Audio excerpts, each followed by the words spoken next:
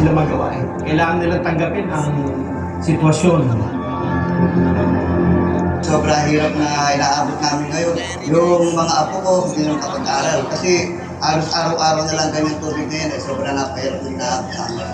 Nung araw, nakakapagtanim, nakakaani ng palay, pero ngayon mo, ala na, halos parang dagat na. Ngayon, wala na. Kabuhayan sa bukid. Nung hindi pa bumabaha, nakakapaghanap buhay ko, hindi kita maayos. Ngayong lumalim na siya, hindi na ako makapaghanap buhay. Gawa ng binamugay mo ito, pulaan ko.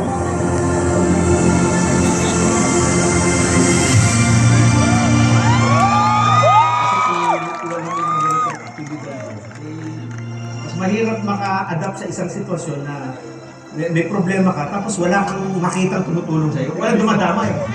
Nag-iisa ka lang. Nung ano po, nung hindi pa po ganyan, medyo minaipon po ng konti. Ngayon po, ngayon po simot na.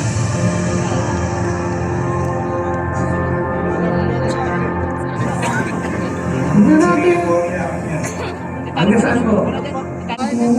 Sa dike. Wala pagbabago, dahil yung dike namin hindi pa naaayos. Yun ang dahilan kung bakit lagi kami baha. Parang lukas pag-isip niya. Parang hirap. Parang walang ginhawa.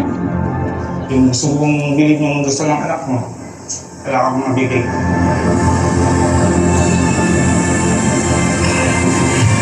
Naging parte na ng buhay nila ito dahil ilang taon na ang ganito ang sitwasyon dito sa Kalumpit, Bulacan. Pagkatapos mababalitaan mo yung pondo para ito'y masolusyonan, kinuha lang ng ilang tao. Siguro ang nais lang namin parating doon sa mga nakulabot at kamay ng pera na sana makita nila yung hirap na dinaranas sa amin na sa amin. Kapag po siguro yung gusto ng gobyerno, wala na kami magawa talaga. Hindi ako satisfied. Sobrang hirap para sa amin. Napakahirap sa mga po sa gobyerno po, sa mga sabit po sa flood control. Sana po makonsensya kayo. Sana po nakikita yung sitwasyon namin dito.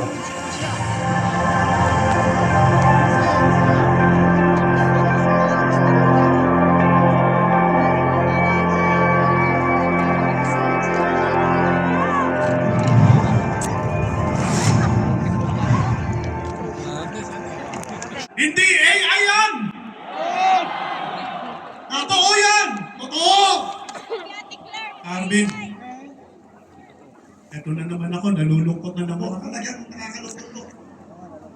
Ang bansa natin, hindi lang nilulungkot ng kalamidad, bagyo, lindol, baha, pati ng mga magnanakaw! Yun!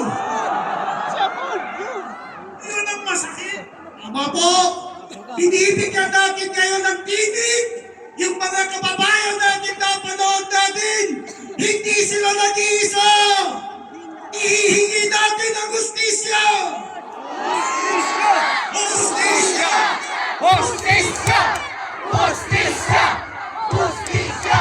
Nakikita yan ng mga kapatid natin sapagkat kapag binabaha, nililingap natin.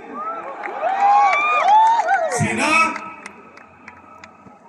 ilang buwan na nasa baha. Ang maitutulong natin, hindi lang yung lingap, kundi sabihin ng kanilang damdamin, 3 araw, sisigaw, hustisya! Hustisya!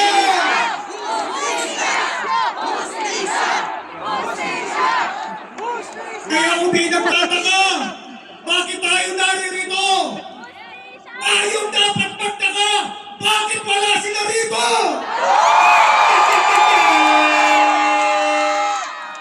Sige. 3 araw, walang iwanan! Walang iwanan! Kaya tala, yakin! Walang iwanan! Okay. Kami, iiwan uli namin kayo. Good, yun nga. Di ba? Tuloy-tuloy po tayo.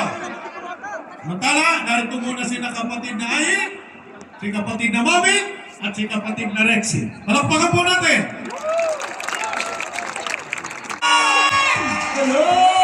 Itaas ang kamay!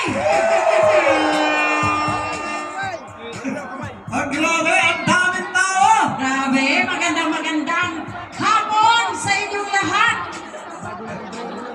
Yan, syempre, mga kapatid, ito po si kapatid na Rexy de la Cruz. Ayan. Ako naman ang kapatid na Mami Trinidad at ang magandang katabi ko dito.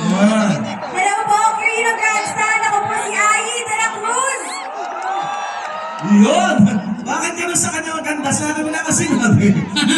Ganun talaga. Okay pa ba kayo?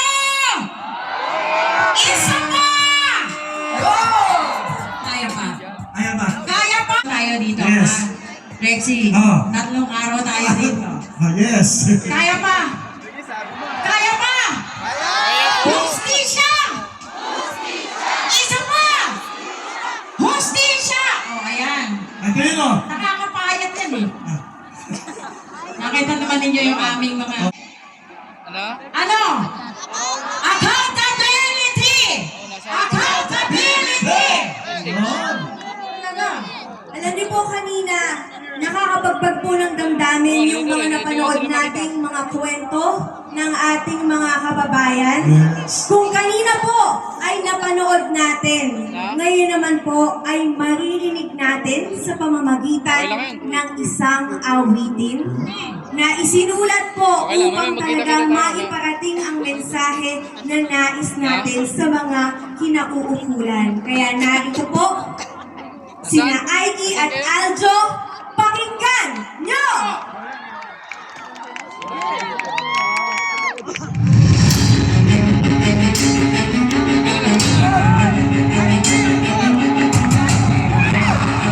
Yeah! Para sa Pilipinas! Say Justisya! Say Justisya! Justisya! Say Justisya! Justisya! Say Justisya! Masay nahaharap sa malaking problema. Di lang ang sistema. Kanya-kanyang hilian, kanya-kanyang sisihan na ang pinakauga ay ang katiwalian. Basta nyo mga kababayan, ating kababayan. Daming higawas at kabuhayan, ang daming kriminalidad. Mga kabuhayan sa sa mula, harakan sa liksana. Kung minsan ang kalimutan na kayo ang iyagan ng tao bayan, kayo ang masipin nilang kamay. Walang bakit, naglalaro ka ba sila sinay? Nahalip na ginhawan, hirap sakit ang binigay ko. Ang realidad ay ang ngayon. Dito sa ating bansa may malawak ang korupsyon. Di ka barya-barya, umabot ka ng tison. Kaya ang tao bayan, ay sumisito na kayo. Pasinalo, pasigaw ng hustisya. May investigasyon, para nakikita. Walang pinapabulan, walang tinatapan. Para magkaroon ng pamayamaan. Ang tinig ng masay sumisigaw ng palakas. Dapat ay isipin ang batas. Dapat ay gawin ang pagkabata. Ang Pilipinas! Pero mayroong pagkilos, mayroong kinaayos. Kapag walang proyekto, dapat tinatapos. Kapag may anong galit at ito ay naugo, hindi dapat nagpagkat. Pero dapat malako! Taong bayan ang una, hindi sarili. Masakay na, humarap pa. Dapat nakikita yan, hindi mabuting nakatago. Naghihintay ang bawat Pilipino sa resulta. Nagpakilis ka na ako! Kung saan ang paningin, huwag nang magbulag-bulag. Lagi ka nang hinain, huwag nang mabingi-bingi. Ako pa rin ang gapan, hindi kung saan ang sinuman. Kababayan ang unahin, hindi kababayaan. Huwag yung nagmasamain, huwag kasa'y tanggapin. Ayaw po namin ang bansa na magulo. Ang nais po namin, ang trabaho niyo gawin para sa mamamayang Pilipino. O kapag sigaw ng hustisya, kung may investigasyon, dapat nakikita. Walang pinapabulan, walang tinatakpan. Para magkaroon ng kamayapaan. Ang hilig ng patay sumisigaw ng malakas. Dapat ay hindi pinipilipin ang batas. Ang dapat na gawin ipatupad ng batas. Upang makapag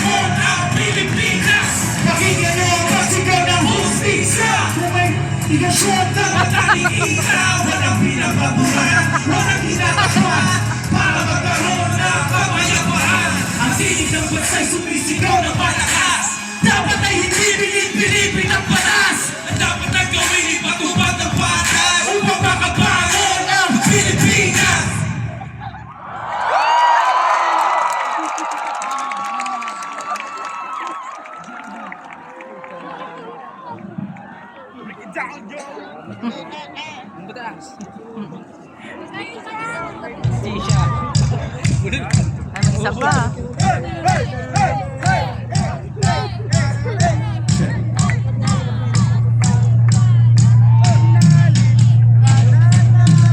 Sound check.